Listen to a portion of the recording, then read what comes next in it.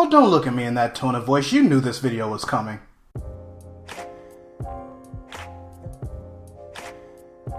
Readers, Star Wars The Force Awakens is just around the corner! And for this installment of Readus Relives, I decided that I would share with you guys my fondest memories of the Star Wars saga and installments of the franchise. So let's start with the first one that I ever saw, Return of the Jedi. Now you may have remembered me tell you in previous videos that I saw the original trilogy backwards. So this would come to no surprise to some of you. Those of you who didn't know that should probably subscribe to my channel so that you don't miss any other important things. And should put down your pitchforks. Because like I said in previous videos, HBO in the 90s was very sporadic. So I didn't really get a lot of things in order. But at the same time, as a kid, Return of the Jedi was my favorite Star Wars film. And no, it wasn't because of the Ewoks. Actually, later on, fast forward a little bit, when I found out that the Forest Moon of Endor and the Ewoks actually replaced the Wookiee homeworld, I was a little bit disappointed, but I could understand why George Lucas made that change. Because Ewoks are cute, and kids buy cute things. Or stupid things. Things so stupid that they subconsciously cause the Galactic Empire to happen. But I'm jumping ship. Return of the Jedi. I mainly enjoyed it for the action as a kid. Luke Skywalker was in a cool outfit. He had a lightsaber, which was new to me.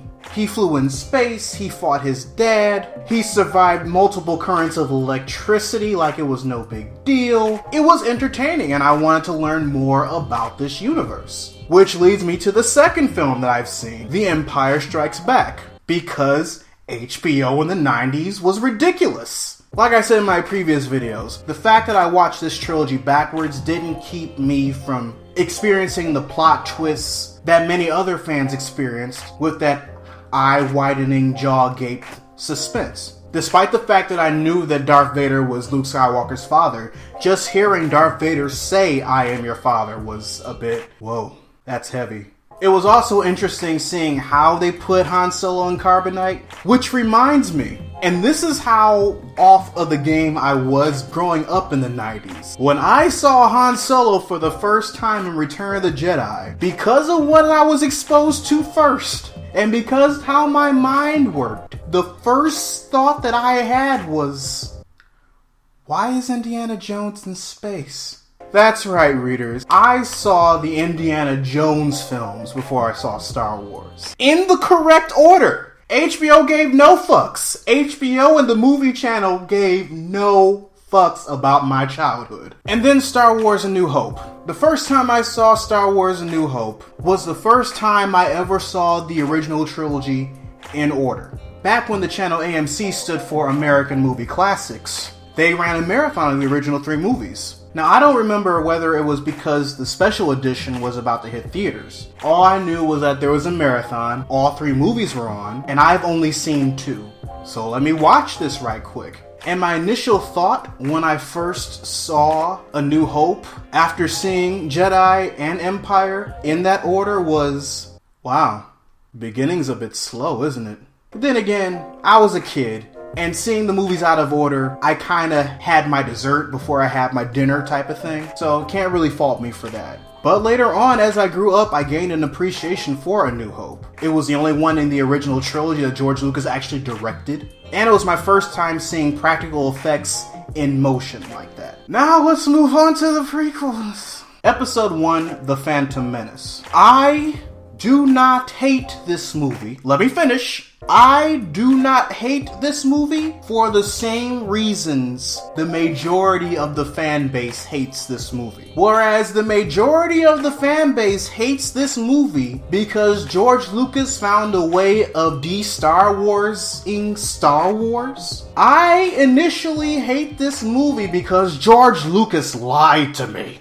When you introduce a new Sith Lord with a dual-bladed lightsaber and plaster his face all over the advertisements like he's this trilogy's Darth Vader, only to kill him off after you've pumped up my excitement for this motherfucker so high, then we have fucking beef. You cannot tell me that despite the fact that Obi-Wan Kenobi was still sweet as fuck in that movie, that seeing him slice Darth Maul in half was a tad bit disappointing. I mean, both in the movie posters and the DVD box art, you just see the silhouette of his forehead and his dark side eyes just staring down, just like Darth Vader was in every single promotion in the initial trilogy. He was always in the background just looking at the main characters, if he wasn't like lightsaber fighting with Luke Skywalker. I was expecting that. But no, we only hear him talk twice. We only see him in like 3 scenes outside of the initial lightsaber duel, outside of Duel of the Fates, and then that's it. We never hear from him again because he gets cut in fucking half.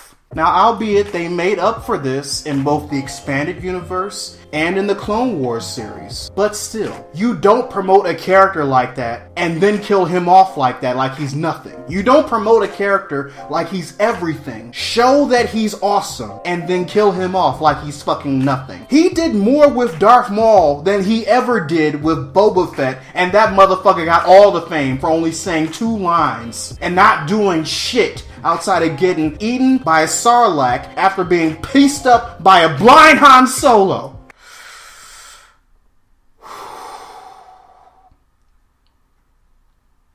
Other than that, the movie had its moments. Attack of the Clones.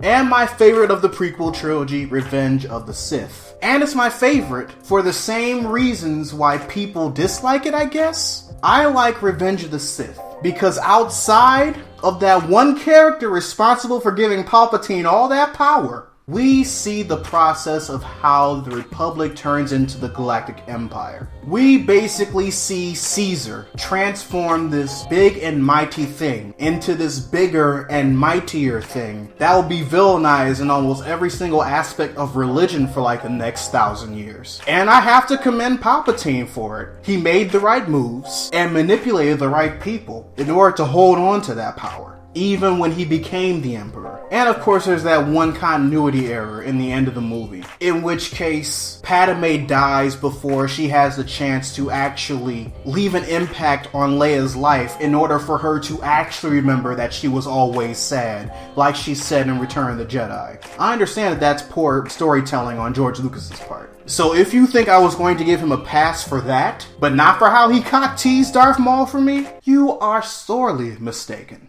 All in all, the Star Wars saga definitely made a huge impact on my life. Like I said in my previous videos, mostly because of the aspect of good and evil, black and white, and how it's not necessarily as black and white as one would think. Ever since then, I've always been interested in storytelling in which case 2 extremes go at it like that, whether it be Jedi or Sith, Alliance or Horde, red leather or yellow leather. And then there's the $500,000 question. Well, Laron, does that make you a Jedi or a Sith then?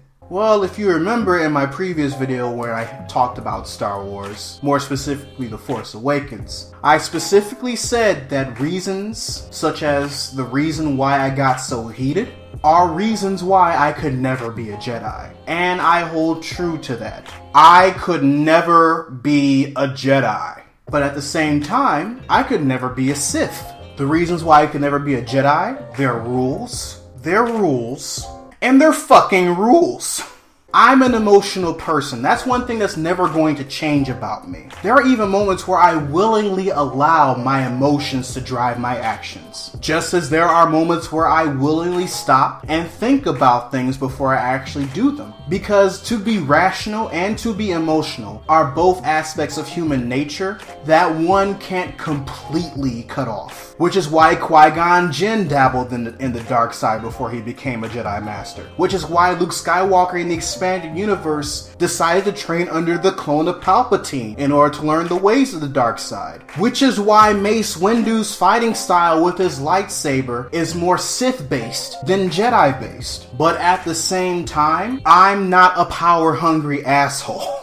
I still believe in wanting to do good because it's the right thing to do, not necessarily because I'm getting something out of it. Which is why, if I were Force sensitive, I wouldn't be a Jedi and I wouldn't be a Sith. I'd be somewhere in between, which is what some people call a gray Jedi. or what some people call cheating. But fuck you.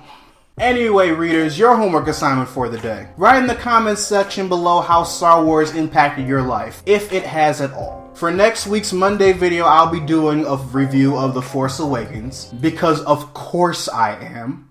So look forward to that next week. Anyways, this is Readus 101. Class dismissed.